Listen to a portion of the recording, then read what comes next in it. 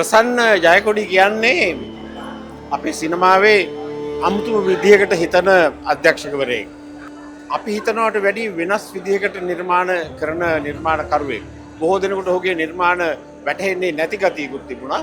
නමුත් මම හිතනවා චන්ද්‍රේගේ වයිෆ් කියන චිත්‍රපටය සාමාන්‍ය රසිකයනුත් තේරුම් ගන්න ඒ වගේම සම්භාව්‍ය ලක්ෂණ වලින් භාවපූර්ණ සිනමා රූපී ලක්ෂණ වලින් පිරුණු චිත්‍රපටයක්. ඊටාම සංවේදී කතාවක්, ඊටාම සිනමා රූපී විදිහට ඔහුගේ දර්ශන තල තෝරාගෙන නළු නිලියන් අතුරවාගෙන අවශ්‍ය අනිකුත් මෙවලම් සිනමා රූපීව භාවිතා කරගෙන හදපු ලස්සන චිත්‍රපටයක්. ඊටාම සංවේදී චිත්‍රපටයක් කියන්න පුළුවන්. මවක් නොවි දරුවෙකුට ආදරය කරන්න පුළුවන් නම් ඒක මොන මව් සෙනෙහසක්ද, මොනතරම් උතුම් මව් සෙනෙහසක්ද කියන එක චන්ද්‍රේගේ වයිෆ් චිත්‍රපටයෙන් ප්‍රසන්න අපිට කියනවා.